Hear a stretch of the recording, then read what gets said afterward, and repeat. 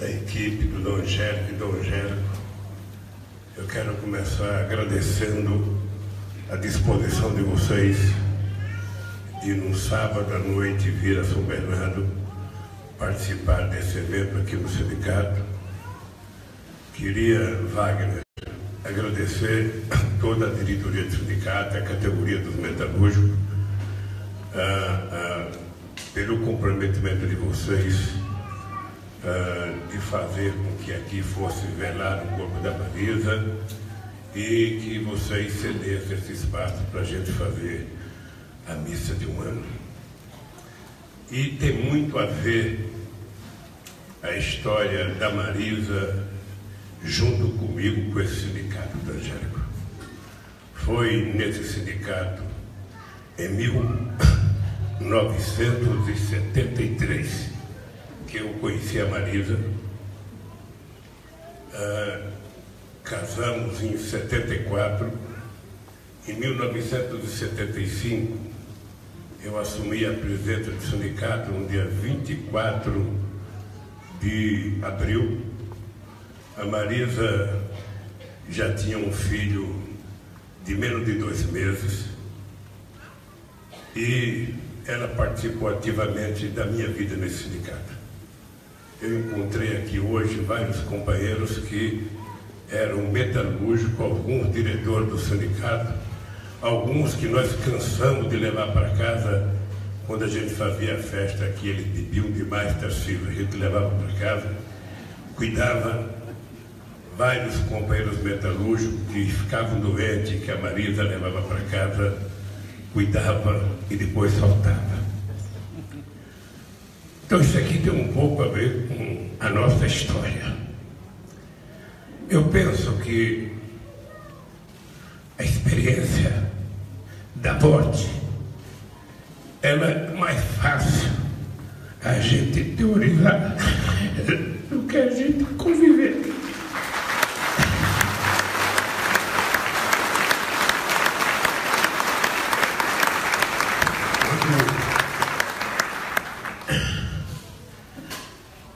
Quando a morte na família dos outros, a gente consegue conviver e até fazer discurso. Mas quando a morte é na família da gente, é muito mais difícil a gente falar qualquer coisa. A única coisa que eu tenho certeza absoluta é que, se tiver céu, a Marisa está lá.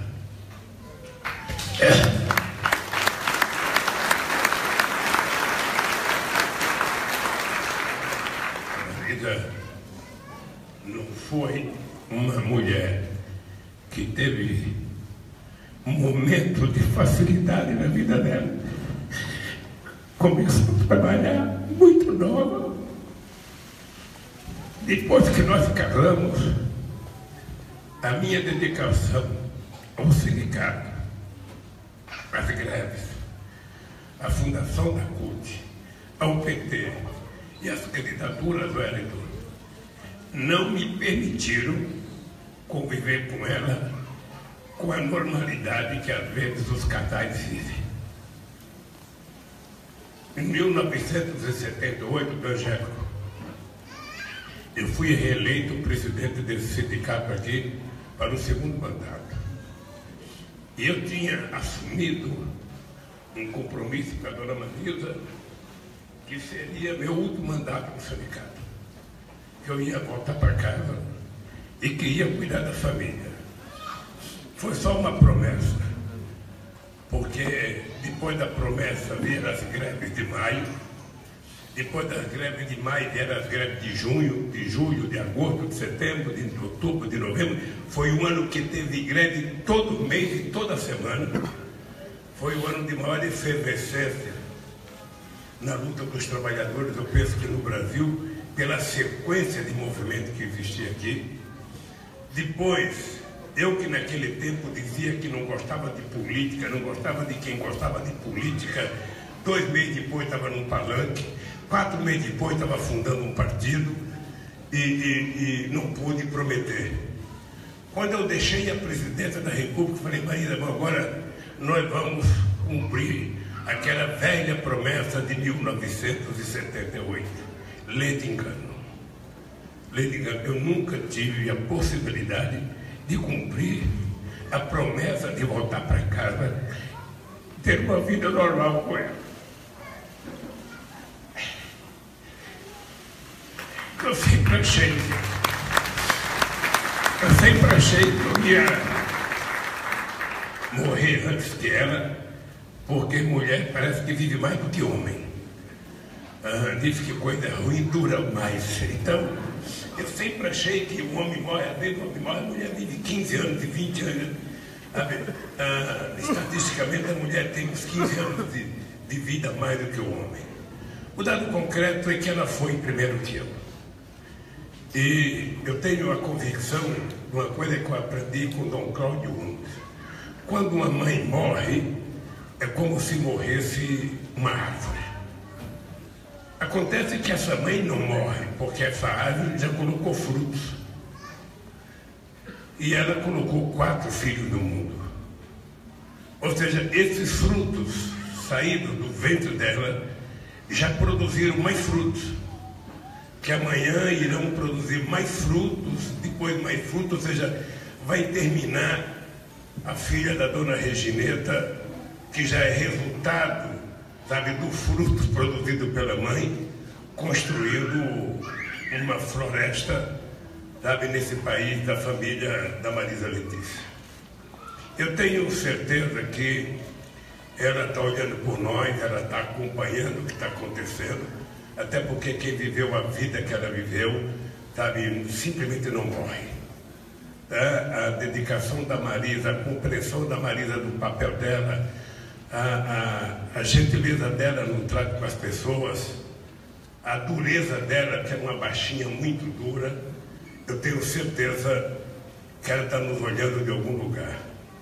E ela está dizendo para mim exatamente o que a minha mãe dizia. Ó, baixinho, a luta continua. Não para, não se desesperem.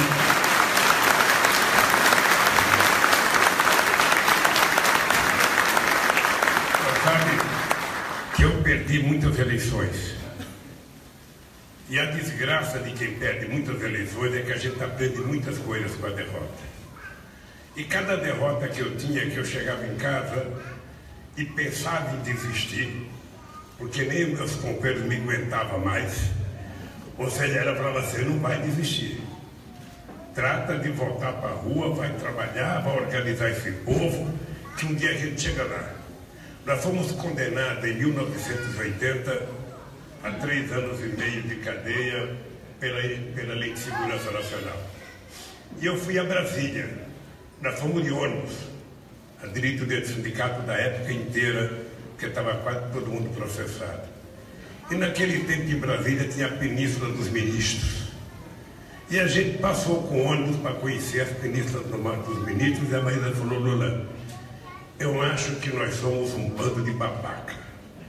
Achar que essa gente aí vai deixar a gente tomar essas casas de graça, é melhor a gente encontrar um outro jeito, porque eles não vão facilitar a nossa vida. O dado concreto é que nós conseguimos chegar lá. Já não tinha mais a esplanada dos ministérios, porque o Collor tinha vendido tudo para o Banco Safra, sabe? Poderia ter dado para o Movimento Sem Teto morar, mas deu para o Banco Safra. E quando nós chegamos na presidência do Angélico, o senhor não sabe a loucura que é você brigar para ganhar, quando você ganhar, você ficar com medo do que vai te acontecer. A imprensa e muita gente dizia, olha, vocês não vão conseguir governar, esse país não está certo, esse país está quebrado. E a baixinha todo dia, nós vamos conseguir, nós vamos conseguir, nós vamos conseguir, nós temos só que trabalhar. E eu acho que ela tem muita responsabilidade pelo sucesso que nós tivemos no governo brasileiro. Com a tranquilidade dela, se preocupando em cuidar dos filhos, se preocupando em cuidar da família, e que eu me virasse para fazer política. Nós hoje estamos aqui comemorando um ano da morte dela, porque eu tenho certeza que quem acredita em Deus, quem acredita na existência de um outro mundo melhor, sabe que ela possivelmente está no mundo melhor do que ela estava aqui. Não estava sofrendo a perseguição que ela estava sofrendo aqui, e quem sabe ela esteja hoje muito mais tranquila. Eu fiz essa missa em homenagem a ela, Dom Jeco, mas sobretudo para dizer aos velhos companheiros dela, gente que veio de Brasília, de Pernambuco, tem gente até do Piauí, o nosso governador Wellington está aqui. Muito obrigado, companheiro, por deixar Teresina e vir aqui a São Bernardo do Campo. Tem aqui deputados que vieram do Rio de Janeiro, que vieram de Brasília, companheiros que vêm de Brasília, grandes amigos da Marisa. Eu queria dizer para vocês, a vantagem da gente ficar velho, a vantagem da gente chegar acima dos 70 anos, é que a gente perde o medo. Nada para uma pessoa de 70 anos pode causar medo. E eu digo sempre, nem a morte, porque eu já vivi mais do que meu pai e que a minha mãe. Portanto, eu já estou fazendo hora extra no mundo. Eu já passei do tempo. E quem está nessa idade que eu estou, com a experiência que eu estou e com a vontade que eu estou, da Angélica, só também parece ser a casa dos 70 ou 80. Mas pode ficar certo o seguinte, companheiros, essas coisas todas que estão acontecendo no Brasil, essa perseguição que está acontecendo, a minha, ao PT, ao movimento social, à esquerda, esse desmonte da estrutura das conquistas que nós conquistamos nos últimos 60 anos nesse país, tudo que nós conseguimos provar que era possível fazer nesse país, é a razão pela qual eu luto. Outro dia eu disse, logo depois da decisão do TRF4, lá no Rio Grande do Sul, eu disse que eu não respeitava a decisão deles, porque foi dada com base numa mentira construída por eles, e que se eu respeitasse a decisão, eu não teria coragem de olhar para a cara da minha bisneta, porque um dia ela ia ter vergonha de mim e ter respeitado. Eu não estou acima de ninguém, não estou acima da lei, sou uma pessoa que acredito que há de fazer justiça nesse país, acredito que o Poder Judiciário é uma instituição poderosa e tem gente extraordinária, mas também dentro das instituições tem gente que não são nem extraordinários nem de boa fé. E tem gente hoje que age muito mais como um dirigente partidário do que como alguém representando o Poder Judiciário. Então,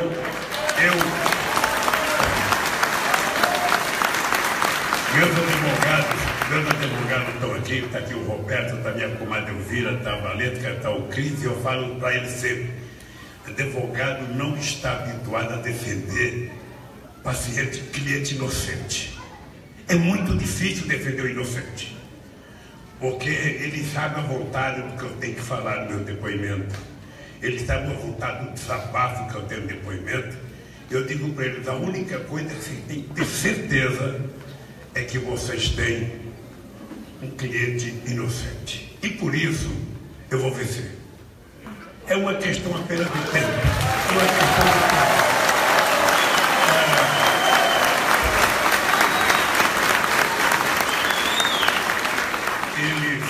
Quando eles aumentaram a minha pena, eles aumentaram a pena já sabendo que a pena tinha que ser aumentada para evitar a prescrição da pena, para evitar a redução.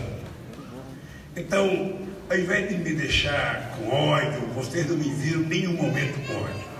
Até porque, Dom Angélico, eu costumo dizer para meus filhos que não há espaço dentro do coração de um ser humano para ódio. Porque quando a gente tem ódio, a gente dorme mal. Quando a gente tem ódio, a gente come mal.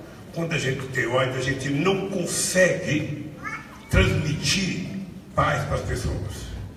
Então eu quero que eles saibam que se eles tiveram ódio para fazer o que eles fizeram comigo, com esse processo, que o Moro agora colocou para leiloar o apartamento, sem pedir para mim. Ele disse que é meu. Então, eu quero dizer para vocês, se eles votaram com ódio, eles votaram num homem que tem muita paz, que tem muita consciência do que está acontecendo no Brasil, tem muita consciência do que eles estão fazendo. E eu vou matá-los de ódio por não ter ódio.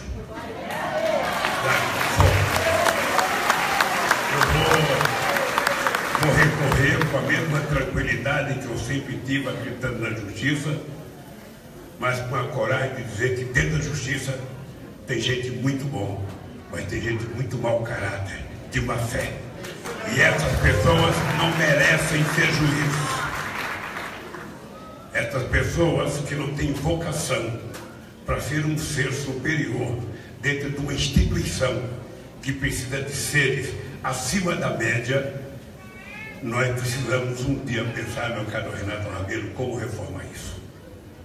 Então eu quero que vocês saibam que a dona Marisa está dizendo agora no meu vídeo: Lulinha, levanta a cabeça, baianinho, e vamos à luta, porque o povo brasileiro vai mais uma vez vencer e conquistar a democracia.